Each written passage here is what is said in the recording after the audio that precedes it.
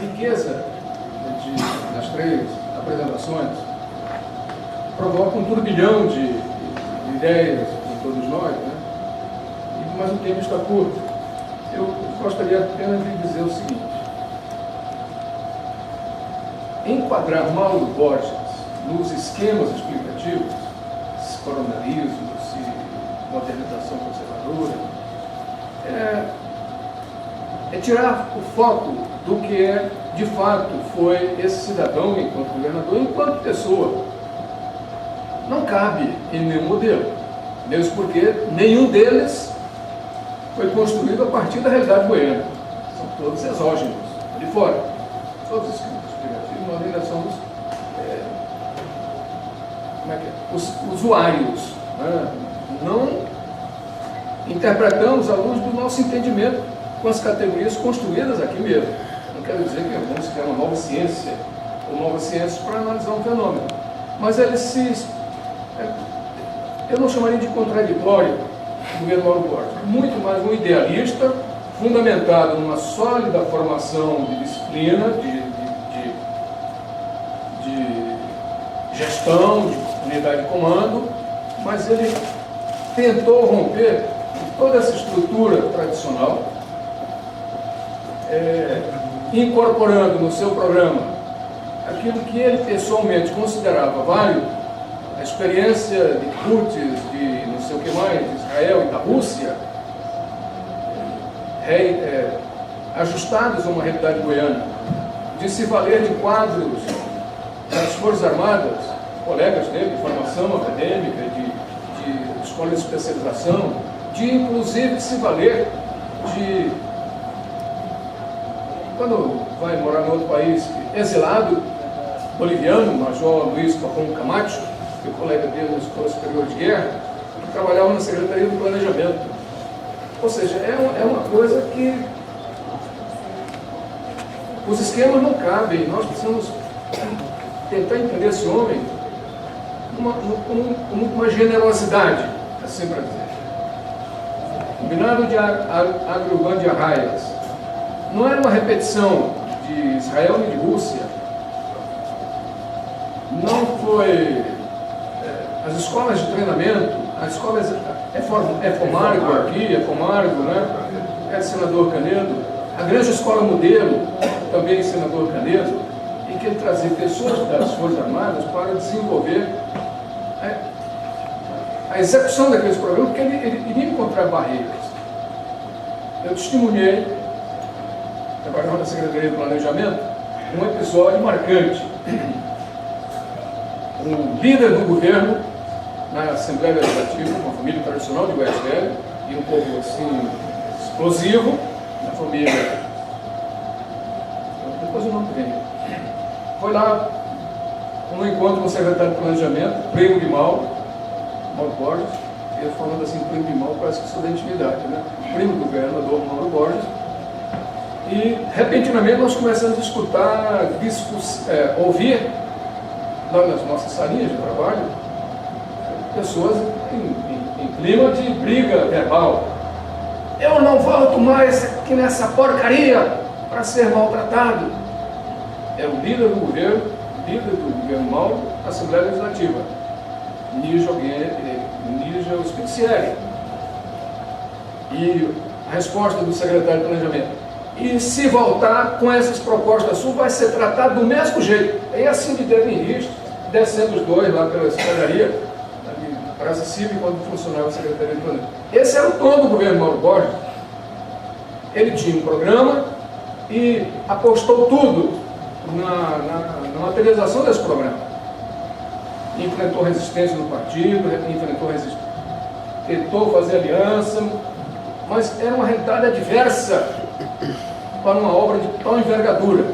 Não obstante, o que já foi aqui bem relatado, dificuldade com o governo do PTB, quando a renúncia do Jânio, e o deputado goiano mais expressivo do PTB, que despachava o que era recebido na intimidade lá, João Goulart, dizia para ele: presidente, não solta verba para Goiás, porque o homem vai trabalhar contra nós na próxima eleição.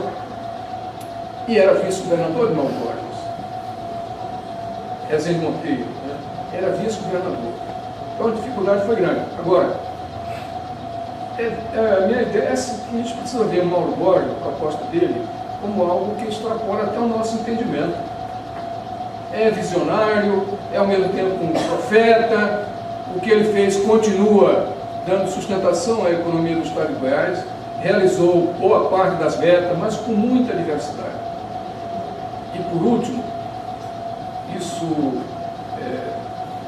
essa última expressão que eu usei aqui, referente a Rezende Monteiro, ele me confidenciou assim, lá em Belém do Pará, eu estava representando o governo de Goiás, e ele, já fora do governo, tentando se fazer economicamente, né, algum empreendimento, e lá fui ao hotel em que ele estava, ele me falou isso, das dificuldades que teve, né, e até se lembrou de que eu fazia pareceres lá na Secretaria de Planejamento, que estudante de científico, e que ele endossava, fazia decreto e encaminhava.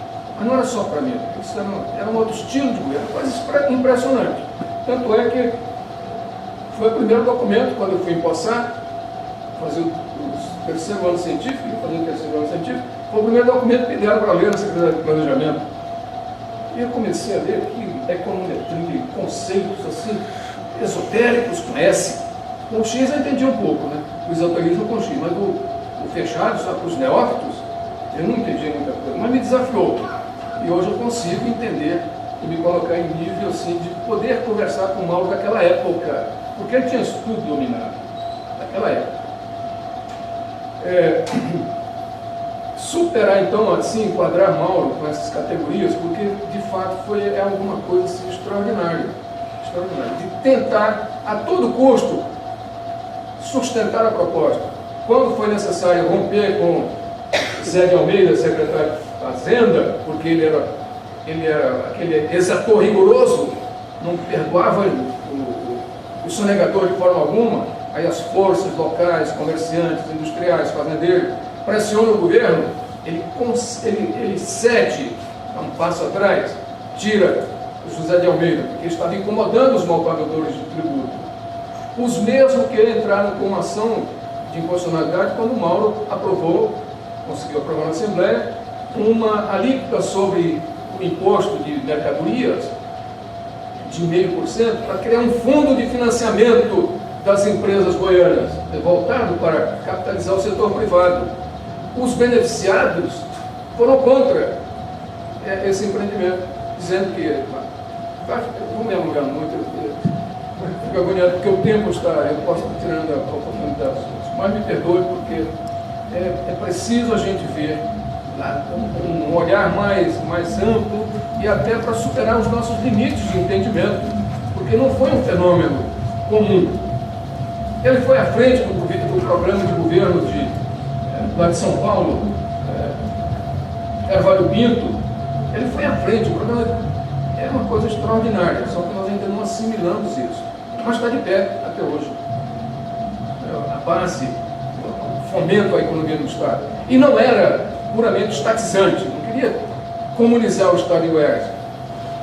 Também não era a favor de um Estado mínimo, o Estado cumprindo um papel complementar e à frente daquilo que a iniciativa privada não fazia. Ou seja, é muito complexo para a gente esquematizar assim em poucos instantes. Eu só quero mais uma vez agradecer a professora Dalva, a professora Itamia, ao professor Michael, que eu estou conhecendo hoje, porque tomar a nossa realidade para estudá-la é um ato assim de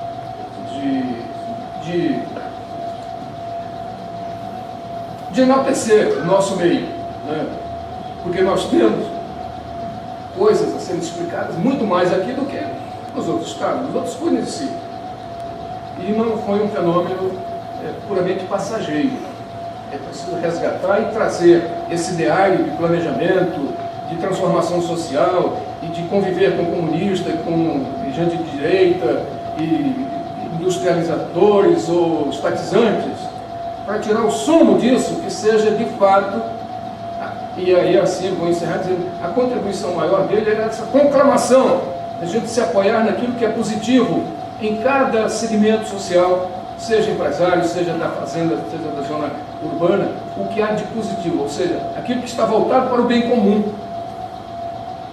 E aqui nesse programa tem muito disso. Eu não sei se ele tinha isso claramente, mas que ele estava com o Estado sob controle do seu pensamento, estava. Chega lá um embaixador não sei de onde, e vai à Secretaria de Planejamento. E lá nós temos a sala de controle e acompanhamento físico e financeiro de todas as obras, e ele entra lá e vai descrevendo. Nós estamos aqui numa região de fronteira, na cidade, no município de São Miguel do Araguaia. Ali, para o embaixador, ou primeiro-ministro do país, lá da Europa Ocidental, Oriental da época. Aqui, este ano, nós vamos colher todos os 2 milhões de sacas de arroz. Aqui na cabeça, porque ele era alimentado semanalmente pelos relatórios que a Secretaria de Planejamento elaborava. Então, ele não foi só homem de técnica de gabinete, mas ele estava no estado inteiro e conseguiu, com um quadro reduzido, manter o plano sob controle, mas fez concessão, as condições históricas eram desfavoráveis, ele conseguia fazer concessão no plano, mas com o pé fincado numa posição que lhe desse mais fôlego. Cedeu, absolutamente cedeu, mas com dignidade, uma vez que não tirou nenhum secretário apontado pelas forças golpistas, não tirou nenhum, manteve a lealdade até o final, o que para mim significa honradez de caráter, retidão de conduta. Não tiro Rodolfo Costa Silva do DAS, Departamento Estadual de Saneamento. Não tiro o secretário de Trabalho, Alteno Cunha Barbosa, que era dito como comunista. Não tirou nenhum deles. Nenhum deles. Cedeu, quando veio o decreto de intervenção, e declarou mais tarde: fiz isto para manter a unidade nacional. Ele sabia que se aquelas armas pequeninas lá, uma delas fosse disparada, o exército, a aeronáutica com aviões municiados, a infantaria, estavam com ordem para bombardear a cidade de Goiânia. Não foi covardia. A unidade hoje que nós temos, país íntegro, porque Mauro não concordou em dar um primeiro tiro ou de responder a um tiro. Nós teríamos sido uma Coreia, um Vietnã, porque as tropas já estavam prontas para desbarcar no Brasil, vindo por mar, lá no porto de Vitória, parece. Desculpa, não é? O plano Mauro Borges, ele tomou um estado extremamente agrário, com a liderança, conforme explicado pelo professor Itamir, uma liderança do PSD personalista e autoritária na mão do Ludovico, e a oposição com vários líderes fragmentados, a oposição fragmentada na UDN. O professor Marco falou da questão agrária, o poder econômico era um poder, e o poder econômico e o poder político alimentado pela propriedade da terra. Esse é o cenário Mauro Borges, que é a metamorfose que Mauro Borges tinha que dar, era transformar um estado agrário amarrado no poder econômico dos donos da terra, num estado industrializado, já nessa onda da industrialização que já ocorria nas outras partes do mundo. Mas essa estatização exagerada não foi um erro. Por exemplo, Metago, Saneago, DER, o excesso de estatismo não prejudicou mais do que ajudou, porque o Estado assumiu tarefas hercúleas que ele não dava conta de desempenhar. E todas elas foram caindo ao longo do tempo. DER, Cachego, Metago, Formago, essas questões. E, inclusive, hoje a estatal de saneamento está desmoronando, a estatal de energia elétrica também acabou de desmoronar. Então, o modelo não foi exagerado, se o Estado não se ocupou de tarefas demais, tarefas do Estado e tarefas que não eram do Estado, do governo Mauro Borges, que ele talvez tenha perdido o controle porque tem abarcado atividades demais? Primeiro que o plano ele é muito mais voltado para uma política agrícola, né, do que propriamente para industrialização, né? Ele não tem assim metas ambiciosas de industrialização. Então, pensar que o plano previa, né, já dar um salto para a industrialização do Estado, isso não ocorre, né? Ele queria desenvolver mesmo a agricultura, né, do Estado. Talvez a gente já possa perceber ali, né, indícios de uma modernização nessa direção que foi tomada depois, né? Quando eu mencionei que a política agrícola foi elaborada pelo Paulo, nunca grava esse nome, Paulo de Assis, né, Ribeiro. Segundo, com relação à estatização, eu acho que a gente tem que tomar um pouco de cuidado de não cometer anacronismo, de olhar essa questão da estatização com o olhar de hoje, né? A gente passou por esse processo aí do neoliberalismo, a pregação dessa ideologia neoliberal, de Estado mínimo, etc., né? Tudo isso combatendo muito as iniciativas estatais, etc. O que acontece com Goiás naquele momento? Você não tem, de fato, eu vou chamar aqui de uma burguesia mesmo, né? Empreendedora, capaz de tomar para si essas tarefas do desenvolvimento. E naquele momento, qual era praxe mesmo, que ocorria também no plano nacional, né? Isso faz parte do Nacional de Desenvolvimento. É o Estado como, não só indutor, mas o Estado como construtor mesmo, né? De uma construção de uma infraestrutura, né? E empresário mesmo, né? Então, acho que a gente tem que olhar com o olhar daquele momento, com, né, as ideias daquele momento. Quando a gente pega, por exemplo, já desde Getúlio, né, e depois com JK, etc., né, que você tenha isso, o Estado mesmo como esse indutor, né? Então, eu acho que é evidente que a criação de tantos órgãos estatais, né, autarquia, sociedade, economia mista, implicou no esvaimento dos recursos mesmo, né?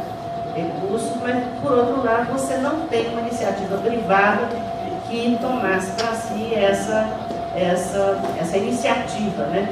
E justificasse o nome de iniciativa privada, né? Então, naquela quadra lá era o Estado mesmo, tá? Mas eu não acho assim que a falência, né? Falência em parte, né? Do plano, né? Não se deve só a isso, né? Se deve, acho que ele contava com verbas federais, que não vieram, a questão da ruptura conjunta, a questão dessa resistência, né, dos empresários goianos a pagar impostos, etc. Então, tudo isso, né, prejudicou. Bom, acho que a gente pode encerrar, né, Silvio? Eu agradeço, né, e foi um prazer. Eu também só queria concordar com o professor Goiás, que eu acho que quando a gente conceitua, né, a tentativa não é enquadrar, é tentar entender, né? E é muito bom conceituar porque a gente percebe que o conceito não deu certo. E aqui é assim que o conhecimento, eu acho que vai aprofundando, né? A gente vai conceituar e chega um momento e vai assim, não deu certo, então vamos conceituar de novo. E a cada processo de conceituação que a gente vai tentando construir, a gente vai aprimorando o nosso conhecimento sobre o governo, né? E quando eu fiz a minha conceituação, eu tentei partir da questão do confronto que se dava ali na hora, né? Então, assim, eu acho que a gente não pode abandonar essa ideia de tentar, em algum momento, conceituar. Agora, que o conceito vai responder essa idade, claro que isso nunca vai acontecer. Esse é o dilema da produção, né, científica. Com o Hélio, eu concordo com a professora, né, assim, nós temos que sempre pensar aquele governo a partir do que ele tratava ali, né, e do momento que ele estava vivendo. Naquele momento, ter um plano de governo o JK tinha o dele, né? E a base do governo JK também iniciou com o plano de governo que foi até cumprido, né, com sucesso, né? Ninguém nega que todas as metas que o JK traçou, ele cumpriu e grande parte delas ele extrapolou, né? Então, Mauro Borges era um homem também no seu tempo, que formulava a partir das coisas que ter um plano era. Agora, talvez concordar com o professor Goiás, né? Ele tivesse, naquele momento em que o seu plano estava em elaboração, já era o momento que aí a professora Dalva desenvolve isso também no trabalho dela, né? Já era o momento que o Nacional Zolti já estava em crise alongada, né? Então talvez o Mauro Borges não percebeu o momento político que ele vivia, né? Porque ele vem depois de JK, num contexto em que o governo JK, para muitos, já tinha minado a possibilidade do nacional-desenvolvimentismo e aberto a possibilidade do projeto mais conservador. As próprias atitudes que JK tomou inviabilizou o nacional-desenvolvimentismo. E Mauro Borges entrou depois forçando esse projeto no momento em que talvez ele não fosse mais possível.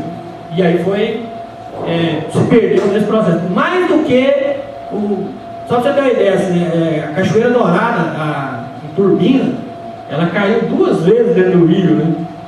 E perdeu, quer dizer, imagina um setor privado fazendo investimento em condições tão difíceis de construir essas estruturas, né?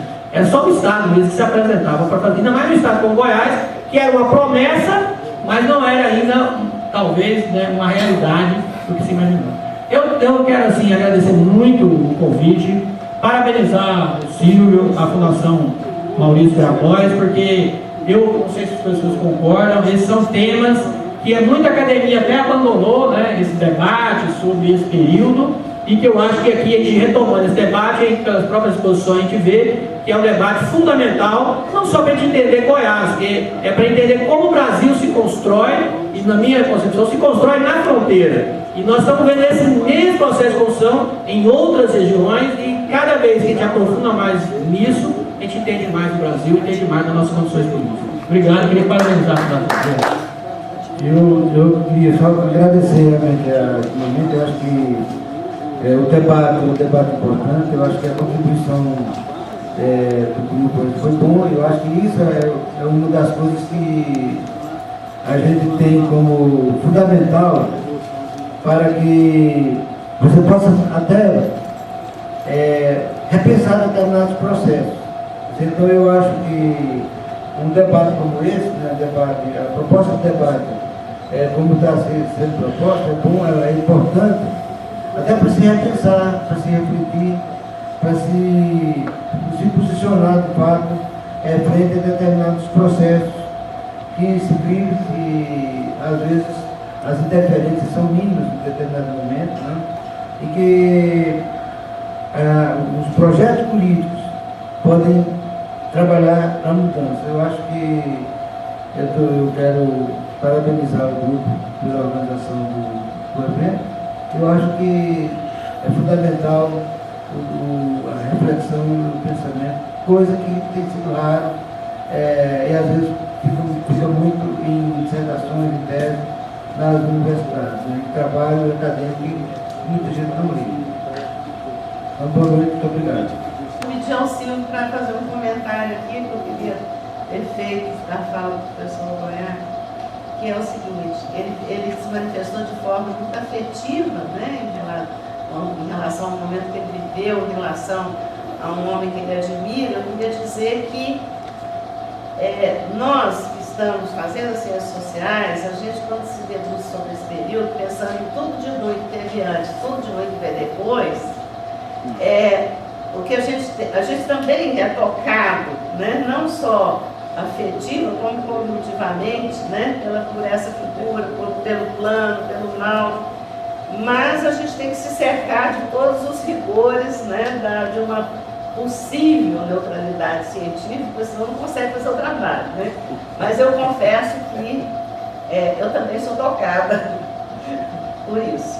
E como por isso que o professor Goiás disse, assim, aí é uma questão assim, que é o recorte acadêmico e o recorte mais militante, digamos assim. A gente está movido e motivado muito por essa ideia assim, de como pensar o projeto de desenvolvimento de Goiás. Tem que entender Goiás, se você não entender, você não vai tocar isso ali. Só assim, de passagem. Quando eu cheguei em Goiás, meu pai usou da Efomargo. Eu não sabia o que era isso. Então depois que eu fui ler e entender como é que foi criado. Muitos não sabem nem o que é Efomargo. Era uma escola de formação de tratoristas, de operadores de máquina, que era indispensável para aquela época. Era fronteira. O que eu quero dizer, como pensar o projeto de desenvolvimento de Goiás hoje, com tantas cadeias produtivas, tão moderno, né, fábricas modernas de Mitsubishi, é uma fábrica moderníssima japonesa, está aqui em Catalão, etc, etc, etc. Então, mas no entanto muito desencontrado. Só para comentar uma matéria de hoje do Popular e esse debate daqui, de hoje ou de ontem. Goiás, segundo um determinado instituto de pesquisa, aí, a cada mês tem 5 novos milionários, não em reais, milionários em dólar. Né? Que estado é esse que nós estamos construindo que Goiânia bate recordes de homicídio? Né? Então, qual o modelo de desenvolvimento está em curso? Se nós não encontrarmos toda essa pesquisa, todo esse conhecimento e fazer o encontro, nós não seremos capazes de formular um novo projeto. Então, acho que a gente está muito motivado nesse esforço, a própria iniciativa que a Fundação promove, nesse sentido de forma plural, buscar pessoas que queiram se encontrar com as suas ideias, mas pensando a realidade do Estado e o projeto de desenvolvimento.